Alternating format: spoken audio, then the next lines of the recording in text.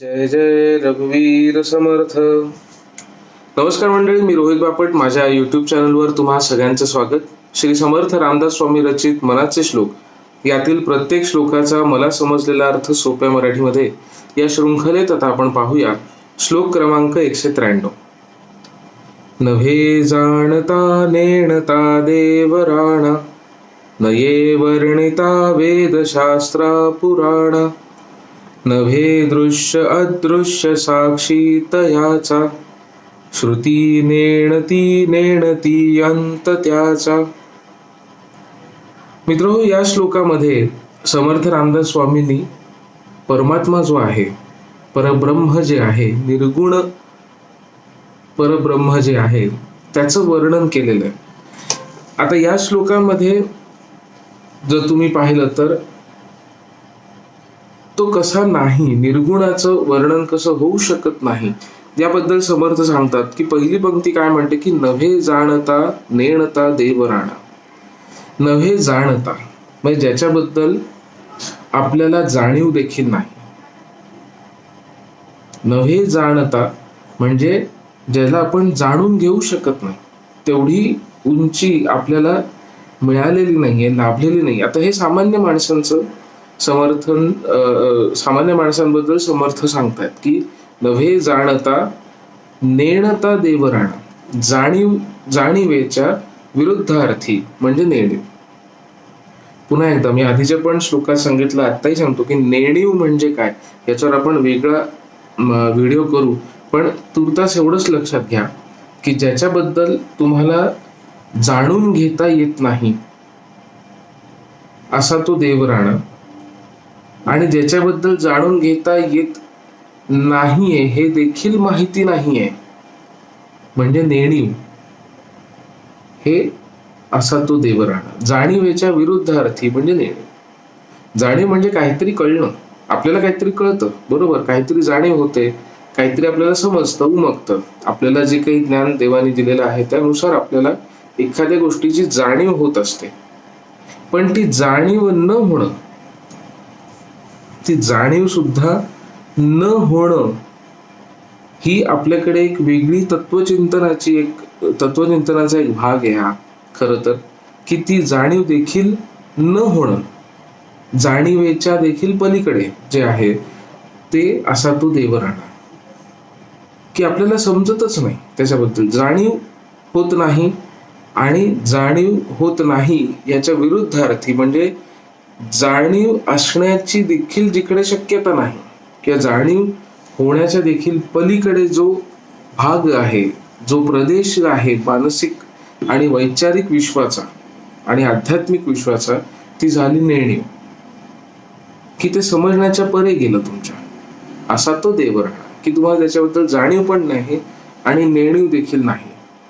नेणीवेचा संबंध जो आहे तो कुठे ना कुठे आपल्या कॉन्शियसशी आहे, ज्याला आपण काही काही याच्यामध्ये आपण सबकॉन्शियस म्हणतो वगैरे वगैरे.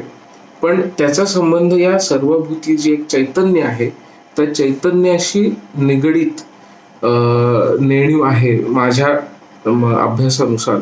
आपण म्हणून मी खूप आता सांगत नाही, कारण की त्याला वेळ पाहिजे सगळं सांगायला.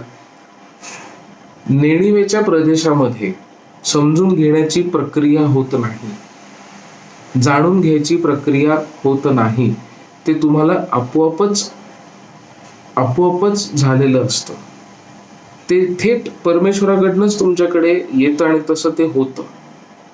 याचं एक सोपं उदाहरण ज्या पद्धतीने मी समजून घेतो त्या पद्धतीने सांगतो की मी कवी आहे स्वतः, आणि खूप जण म्हणतात की कविता सुचते कशी किंवा त्याची सुरुवात कशी होते, ते अजून मला समजलेलंच नाहीये. कवितेची सुरुवात कशी होते, सुरुवात झाल्यानंतर काय होतं हे मी सांगू शकतो, कारण की तो झाला जाणीवेचा भाग. सामाजिक जाणीव असते, वैचारिक जाणीव असते, कौटुंबिक जाणीव असते, धर्म सत्य सगळ्याची जाणीव असते तुम्हाला, आणि त्या जाणीवेतनं शब्द उमटतात. जाणीवेतून तुम्ही काही गोष्टींचं वर्णन करू लागता. पण हे झालं कविता जन्म घेण्याच्या नंतरची गोष्ट झाली. पण ते जे पहिलं स्फुरण जे आहे, स्फुरण ज्याला म्हणतो आपण, ते स्फुरण जे आहे त्याची जाणीव तुम्हाला होतच नाही. बसल्या बसल्या काहीही करत असताना तुम्हाला कधी कधी कविता जी स्फुरते, ती स्फूर्ती जिथून येते, शब्द पण किती सुंदर आहे हा, स्फूर्ती जिथून येते, ती प्रेरणा जिथून मिळते, त्याचा संबंध आपल्या कुंडलिनीशी सुद्धा जोडलेला आहे. तर ती जी एक गोष्ट आहे, तो जो एक प्रदेश आहे की जिकडनं आपल्याला समजत नाही की एखादी गोष्ट का होते, कविता का सुचते, कुठून ते चैतन्य येतं, कुठून ती स्फूर्ती येते, हे माहिती नाही. तो झाला नेणिवेचा भाग. आणि त्यानंतर हा शब्द बरोबर आहे का, मग हे शब्दाचं वर्णन मी कसं केलं पाहिजे, त्याचं तत्वचिंतन जे आहे ते तुमचं सापेक्ष असतं, या काळाला धरून असतं. तुमच्या स्वतःच्या बुद्धीला, तुमच्या स्वतःच्या राहणीमानाला, तुमच्या आजूबाजूच्या परिस्थितीला धरून जे असतं ते जाणीवेतून आलेले शब्द असतात. पण स्फूर्ती वेगळी असते. तो प्रदेश जिथून ही स्फूर्ती मिळते त्याला म्हणतात नेणीव. जाणीवेच्या विरुद्धार्थी म्हणजे नेणीव, की ते समजत नाही तुम्हाला. तर तिथेही जाऊन तुम्हाला या देवराणाची कल्पना येत नाही. तर समर्थ हे सांगायचा मुद्दा एवढा की जाणीव आणि नेणीव दोन्हीमध्येही तुम्हाला या देवराणा परब्रह्म जो आहे याच्याबद्दल तुम्हाला समजत नाही. नये वर्णिता वेदशास्त्रा पुराण.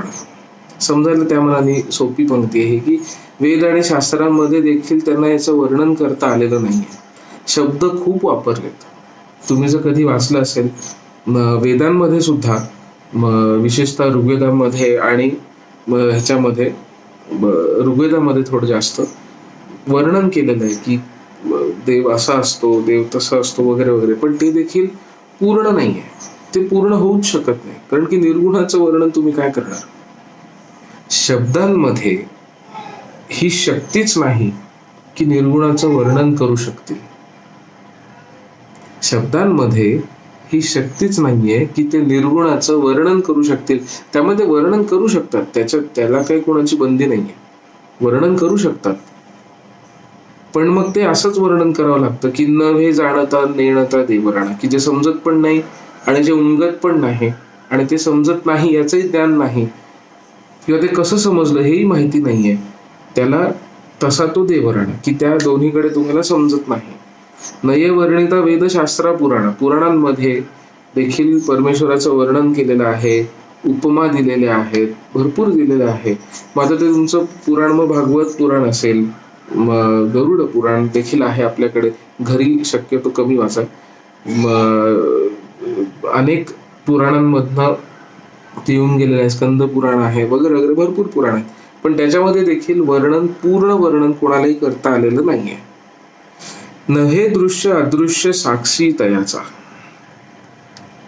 आता पुन्हा एकदा विरोधाभास अलंकार जो आहे तो या श्लोकामध्ये आपल्याला खूप जाणवतो, की जाणता नेणता विरुद्धार्थी, दृश्य आणि अदृश्य साक्षी तयाचा. नव्हे दृश्य अदृश्य साक्षी तयाचा. आता या वाक्याचे 2-3 वेगवेगळे पैलू किंवा 2-3 वेगवेगळे अर्थ मला उमगतात, ते तुम्हाला सांगतो. तुम्हाला जो योग्य वाटेल ते तुम्ही मला सांगू शकता की तुम्हाला कुठला योग्य वाटला तो.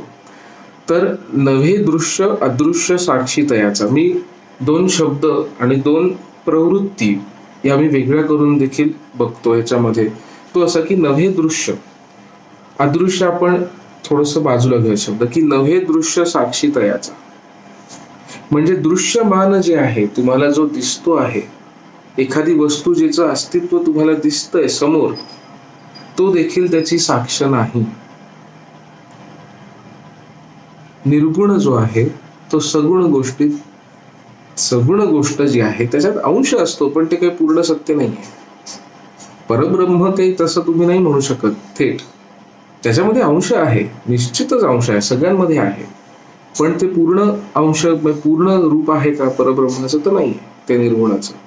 त्यामुळे नव्हे दृश्य साक्षी तयाचा. साक्षी म्हणजे काय, साक्ष म्हणजे काय, की मी अमुक आहे, ही झाली साक्ष, की मी देतोय. स अक्ष याच्यावरनं साक्ष हा शब्द आलेला आहे. अक्ष या शब्दाचा दृश्य ह्याच्याशी संबंध आहे, दिसणे, बघणे. ते तिकडून आलेला हा शब्द थोडासा की क्ष, स अक्ष म्हणजे साक्ष. तर ते साक्ष देऊ शकत नाहीत तुम्हाला, किंवा ज्याच्याबद्दल ते तुम्हाला वर्णन करू शकत नाही स्वतःच, असं दृश्य गोष्ट स्वतः साक्ष नाही देऊ शकत त्याची. आता दृश्य हा शब्द मी थोडा बाजूला काढतो आणि आपण फक्त एवढंच वाचू की नव्हे अदृश्य साक्षी तयाचा. म्हणजे अदृश्य गोष्ट जी आहे ती पण त्याची साक्ष नाही आहे. अदृश्य म्हणजे डोळ्याला न दिसणारी. डोळ्याला न दिसणाऱ्या वस्तू कुठल्या कुठल्या आहेत विचार करून पहा. त्याच्यामध्ये वायू येतात, हवा येते, त्याच्यामध्ये दर्प येतो, सुगंध, गंध, वास जो आहे तो अदृश्य आहे, तो काही डोळ्यांना दिसणाऱ्यांपैकी नाही आहे. त्यामुळे दृश्य आणि अदृश्य या दोन गोष्टी एकत्र आल्या की दृश्यमान असणाऱ्या दिसणाऱ्या गोष्टी आहेत त्या देखील साक्ष देऊ शकत नाहीत की मी परब्रह्म आहे. आणि अदृश्य गोष्टी ज्या देखील आहेत की सुवास आहे, दर्प आहे, किंवा आवाज देखील, आवाज ही काही दृश्य गोष्ट नाहीये, ही अदृश्य गोष्ट. तुम्हाला जाणीव होते ती गोष्ट वेगळी, पण ही अदृश्य गोष्ट आहे. तर तिथेही नाहीये, म्हणजे त्याही गोष्टी साक्ष देऊ शकत नाहीत की मी परब्रह्म आहे किंवा मी परब्रह्म पाहिलंय, ही साक्ष देऊ शकत नाही. थोडक्यात तुम्ही वर्णनच नाही करू शकत, कुठल्या चौकटीमध्ये परब्रह्माला बांधूच शकत नाही. चौथी पंक्ती काय म्हणते की श्रुती नेणती नेणती अंत त्याचा. श्रुती देखील ज्या आहेत, श्रुती म्हणजे कुठल्या, आपल्या ह्याच्यातल्या पुराणांमधल्या आणि श्लोकांमधल्या आणि स्तोत्रांमधल्या ज्या श्रुती ज्या आहेत त्या श्रुतींबद्दल आपल्या इथे चालले. ऋचा श्रुती, ते त्याच्याबद्दल इथे चाललेलं आहे. तर त्या श्रुती देखील ज्या आहे, श्रुती म्हणजे थोडक्यात कानावर तुमचं जे पडतं ते, आपण सोप्या शब्दामध्ये अर्थ बघूया त्याच्या. तुमच्या कानावर जे काही पडत आहेत, मंत्रोच्चारण जे काही होत आहे, त्या ज्या श्रुती तुमच्या कानावर येत आहेत, ठीक आहे. नेणती नेणती अंत त्याचा. आता हे दोनदा नेणती नेणती जे आलं त्याचं सुद्धा आपण वेगळं समजून घेऊ शकतो. ते असं की एक तर असं होऊ शकतं की नाही समजत, हे पुन्हा एकदा ठासून सांगण्याची गोष्ट, तुमच्या मनावर ठसवण्याची गोष्ट की नाही होत, नाही होत. समर्थांनी आधीच्या श्लोकांमध्ये असा वापर केलेला आहे, कळेना कळेना कळेना कळेना, असं खरोखरीच 3-4 वेळा कळेना, ढळेना ढळेना, असं 2-1 वेळा ढळेना, हा देखील शब्द थोडक्यात ते ठसवण्याचा प्रयत्न समर्थांनी केला. तसाही आपण एक अर्थ समजून घेऊ शकतो की श्रुती ज्या आहेत त्या नेणती नेणती अंत त्याचा, त्यांना माहितीच नाही, त्यांना कळतच नाही, तिथपर्यंत पोहोचूच शकत नाहीत. श्रुती ज्या आहेत त्या परमात्म्यापर्यंत त्यांच्या तिथपर्यंत पोहोचूच शकत नाहीत. श्रुती नेणती नेणती अंत त्याचा, श्रुतींना त्याचा अंतच माहिती नाहीये, परमात्म्याचा अंत कुठे हेच माहिती नाहीये. हा, ते शोधू शकतात, त्या वर्णन करू शकतात, त्याच्याबद्दल थोडंसं काही सांगू शकतात, बोलू शकतात, पण त्याचा अंत कोणालाही माहिती नाही. तो परमात्मा जो आहे त्याच्याबद्दल श्रुतींना देखील ज्याचा अंत माहिती नाहीये, की हे कुठपर्यंत आहे, आवाका केवढा आहे, हे श्रुतींनाही माहिती नाहीये. असा तो देव, असा तो देवराणा, असा तो देवांचा राणा, असा तो परब्रह्म, असा तो परमात्मा. हा, तर मगाशी आणखीन एक सांगायचं राहिलं की नव्हे दृश्य अदृश्य साक्षी तयाचा.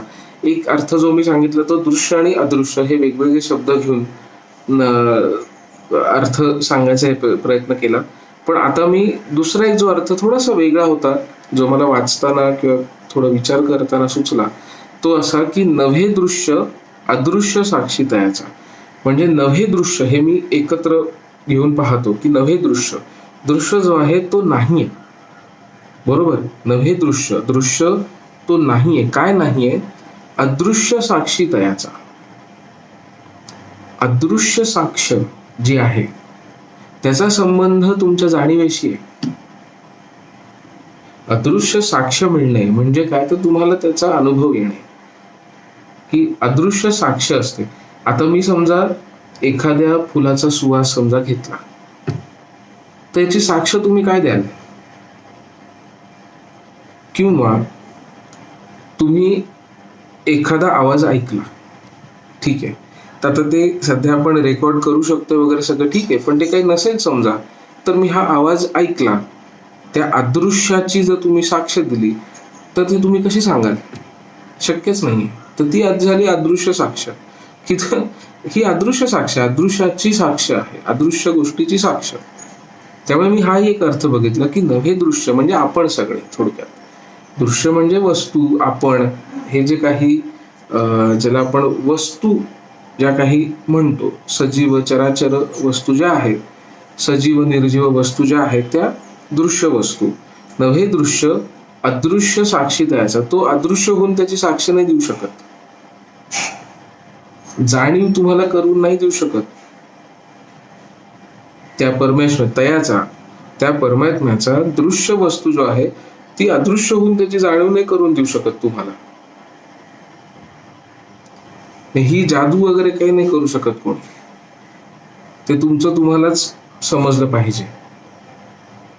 म्हणजे तो थोडा आडमार्गाने विचार केला तर दृश्य वस्तू स्वतः अदृश्य साक्ष नाही त्याची देऊ शकत की मी बघितलंय म्हणून तुम्ही पण त्याच्यावर विश्वास ठेवा.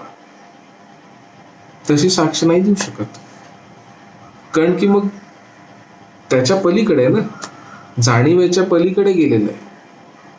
जाणीवेच्याच पलीकडे गेले तर अदृश्य साक्षीला तुमचा काय अर्थ राहिला, आणि दृश्य साक्षीला देखील काय अर्थ राहिला? दोघांचा काही अर्थ नाही. थोडक्यात साक्षीलाच काही अर्थ नाहीये.